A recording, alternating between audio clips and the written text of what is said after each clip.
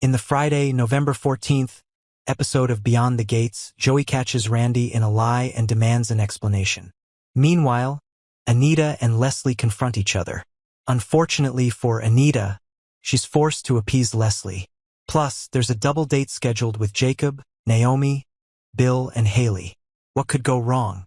Joey catches Randy in a lie and demands answers, and Randy has nowhere to hide. Anita confronts Leslie again, but ends up having to appease her again. A date night between Jacob, Naomi, Bill, and Haley could reveal more than anyone expected. Lies always find a way to seep into every gap of a community that looks perfectly polished on the surface, and at Fairmont Crest, the small lies are beginning to form a web that is strangling everyone caught in the middle. Randy is not the first person to dodge responsibility with excuses, but his chain of mistakes has gone on far too long for him to keep hiding in the shadows. After failed assignments and multiple attempts to avoid Joey in the hope that his boss's anger would eventually cool, Randy thought he had escaped. Yet the moment he opened his mouth and told Joey that his relationship with Haley was nothing more than a purely physical affair, without emotion or strings attached, he unknowingly pushed everything into a far more dangerous phase. In Randy's mind, it was just a strategic lie, a way to protect Haley, protect himself, and stop Joey from digging any deeper. But he failed to anticipate that, for someone like Joey, every detail, every evasive glance, every unnatural silence is a sign of something darker than what is being said out loud. When Haley found out what Randy had told Joey, her first reaction was a shock so violent that her own body betrayed her. The nausea did not only come from disgust at how Randy had reduced everything between them to a cheap physical arrangement. It also came from the horror of realizing that the thin safety rope she had been clinging to all this time had just been cut by his own hand. For Haley, this forbidden affair had never been just about the physical. It had been fed by the emotional voids Bill never filled, by the feeling of being understood, of having her weakest parts seen by someone she did not dare expose herself to in front of anyone else. So Randy's words to Joey were not simply an act of protection. In her eyes, they were a cruel denial, turning her into an object used as an excuse, a stain to be wiped away if necessary. Humiliation, fear, and anger fused together, dragging Haley into a new darkness where she was no longer just afraid of their secret being exposed, but also began to question Randy's true motives. It was that sense of betrayal that made Haley decide she would not stand still any longer. She forced Randy to go back to Joey, to change his story, to admit he had taken her to the hospital when she miscarried, to take on part of a reality she had been carrying alone in silence. For Haley, Randy bringing up the hospital was a double-edged sword. On the one hand, it could make Joey more suspicious of how close they really were.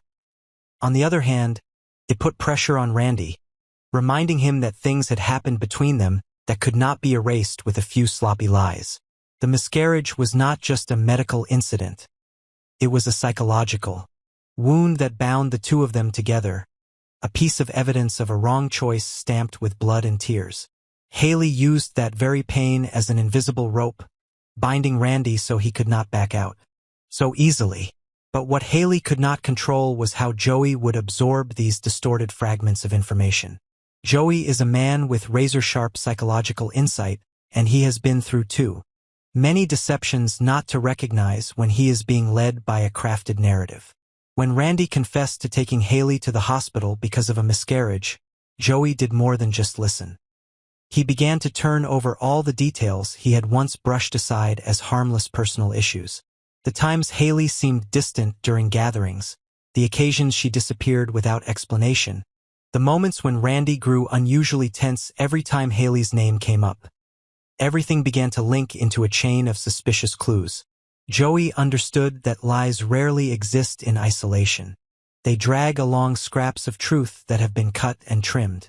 The more he thought about it, the more Joey realized he had been lenient, even complacent enough to let those two circle around him, while still believing he was the one in control. The moment Joey caught Randy in a lie was not just a simple confrontation. It was the moment a man who liked to manipulate and observe from a Distance was forced to face the reality that the circle around him was cracking. Joey's anger was not only directed at Randy, but also at himself for believing that someone who had repeatedly failed and repeatedly run away could remain loyal under pressure. His pride was wounded because Randy thinking he could lead him around with a clumsy explanation was no different from insulting the analytical mind Joey took so much pride in. Joey began to dig deeper, going back through mission histories, movement logs, times, invoices, cameras, any detail that could tilt the balance. Every broken piece in Randy's story made his anger surge higher, but at the same time, Joey sensed an opportunity. If Randy was lying, then he could also become the weakest link in the chain of schemes, the one who would crumble first under enough pressure. And when that happened, the truth not only about Hayley but many other things could be dragged into the light. Randy, meanwhile, could feel the rope tightening around his neck. He was standing between two choices, both of which led to ruin. If he continued to follow Hayley's wishes, he would have to fabricate a new story, more dangerous, more complicated, gambling on his ability to deceive a man whose instinct was to rip lies apart like Joey. That would mean accepting that he was becoming a permanent puppet in Hayley's hands, shouldering all the risks if their secret was exposed. But if he decided to strike back and reveal everything, the true nature of his relationship with Hayley, the deeper reason that pregnancy never saw the light of day, the nights when she cried and he was terrified, the words she had once whispered that he did not dare repeat, then Randy would have to face the fury not only of Joey, but also of Bill, Naomi, and the entire Fairmont Crest community. In Randy's mind, scenarios crashed into each other. He wanted to free himself, yet he was bound by a sense of debt, by moments of weakness that had driven him past the limits of his profession and his morals. The feeling of being trapped between protecting his lover and saving himself threw him into a state of fear laced with bitterness. In another corner of Fairmont Crest, Anita was feeling a similar kind of pressure, though it was wrapped in a more luxurious shell. Thanks to the trust fund Anita had set up for her, Leslie was spending money at a rate and scale that would make anyone with a financial brain uneasy. The large expenditures kept appearing like flags being planted to mark territory. Tearing down the mansion across from Anita and Vernon's home to rebuild it from scratch was not just about architecture. It was like a silent statement that Leslie did not just want to live nearby. She wanted to stand on equal footing, maybe even claim the opposing vantage point. Her generous donation to the new wing of the Fairmont Crest Country Club did more than upgrade the facilities. It put her name among those with influence, the ones mentioned in internal meetings on plaques and in quiet conversations about soft power. Buying a place for her daughter and Peaches, paying for surgery for a struggling stranger, covering her own hotel bills, eating out and shopping nonstop together. These painted the picture of a woman who was generous, compassionate, and financially independent. But for Anita, who knew exactly where the money came from and what conditions were attached, that picture was not simply about kindness. Every withdrawal was a question mark about the true intention behind it, a move on a chessboard she was forced into even though she was not sure who she was playing against. Leslie spent as if she were trying to buy the entire town, or at the very least build a shadow empire strong enough that no one could easily push her out of any important vote in the future. The fact that she had the nerve to directly ask Anita about Barbara, about her original biological mother, only made Anita feel more like she was trapped between two fires. On one side, the obligations of the past. On the other, the present threat of a woman expanding her power. Leslie did not just want money. She wanted answers, recognition, and the place she believed she deserved in both the history and the future of Fairmont Crest. The upcoming Winter Gala only heightened the tension. For most residents, it was just a lavish event with glamorous outfits, music, and photos to post online. But for those in the know, it resembled a decisive card game where sponsors, organizers, the country club board, and the shadowy tycoons would quietly determine who would be granted more power and who would be pushed to the sidelines. Anita understood that if the Winter Gala passed with Leslie as the standout sponsor, praised in front of all of Fairmont Crest, the balance of power would tip in her favor. That would not only affect how the trust fund was managed, but it would also trigger a chain of family, legal, and even historical consequences linked to the secrets Anita had tried to bury regarding Barbara and the true origin of the money. Anita had to find a way to soothe Leslie once more, to rein in her power grab without provoking her rage. Yet the more she tried to calm things down, the more she felt as if she were merely prolonging a temporary ceasefire, while the other side had already begun quietly preparing for a much larger attack. At some level, Anita and Randy shared the same obsession. Both were maintaining fragile arrangements built on lies and concealment.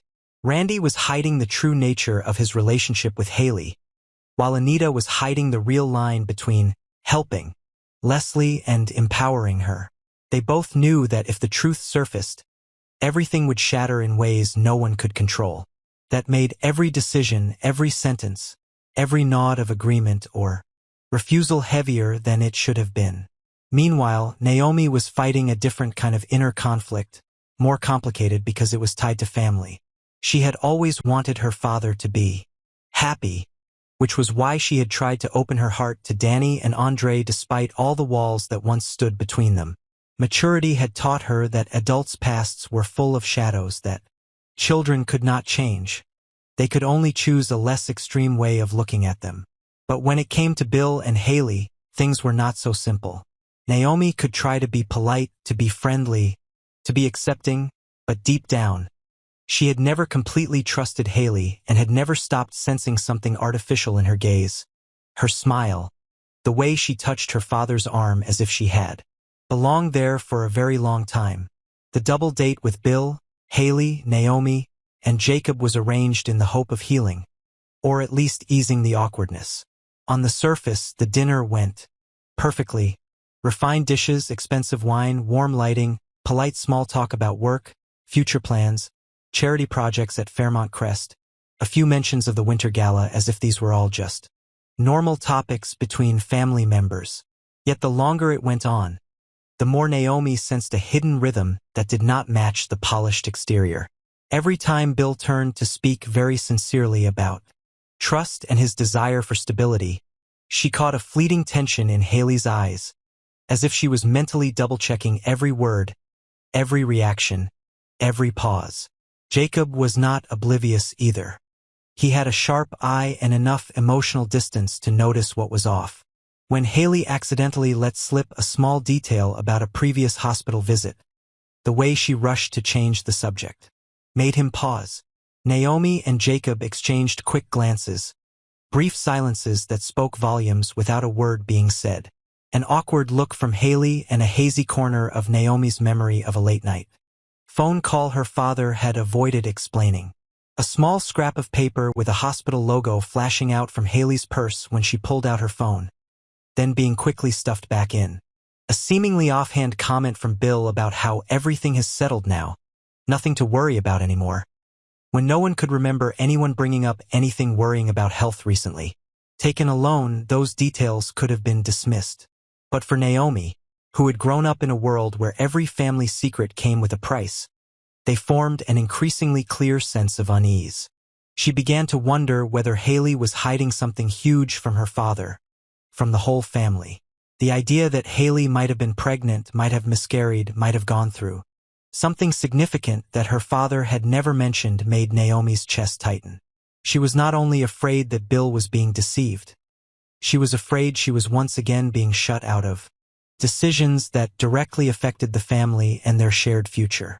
After they left the dinner, Jacob did not need Naomi to say much. He could see in her silence the mix of hurt, anger, and fear of what would happen if they dared to face the truth. While all these life-or-death battles with the truth were pulling in different directions, Vanessa was living with her own obsession. Her longing for Doug was no longer just a wave of pain that rose and fell. It had become a constant background rhythm in her days.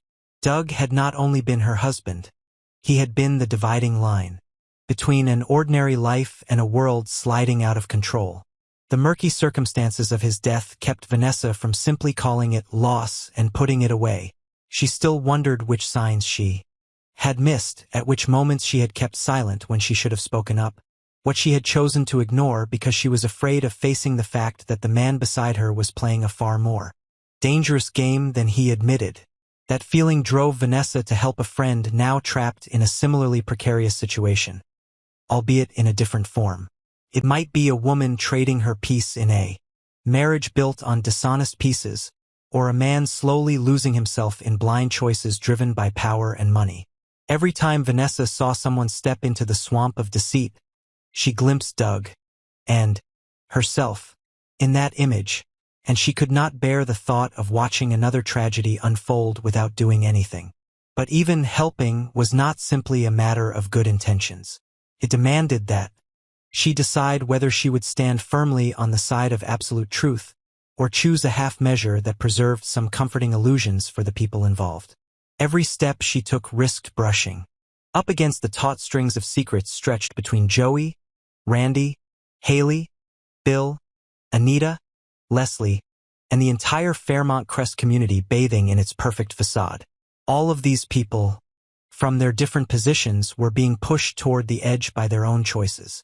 Randy had to choose between continuing to shield Hayley and saving himself by accepting the role of traitor.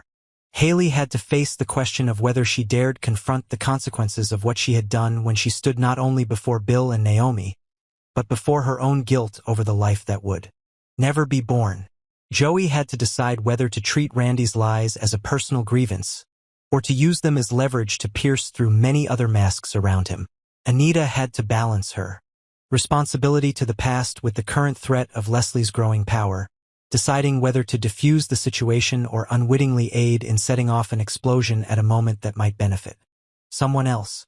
Leslie had to face the suspicion that those who held the money and the truth about her origins were not truly on her side, even as she poured her name and fortune into building a position she believed would be unshakable in Fairmont Crest.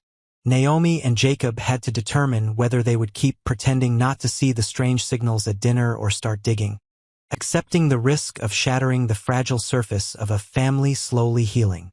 Fairmont Crest, with its neatly trimmed hedges, manicured golf courses, and parties that seem flawless, is in reality running on a fragile foundation of layered secrets. Each character, in their own way, is quietly fighting to regain control of their own story, whether by lying, manipulating, spending money, or sacrificing relationships once thought untouchable. And as these lines begin to intersect, no one can be sure whether they will be the one who survives in the end or the first to be dragged under when the shared web of lies finally tears apart.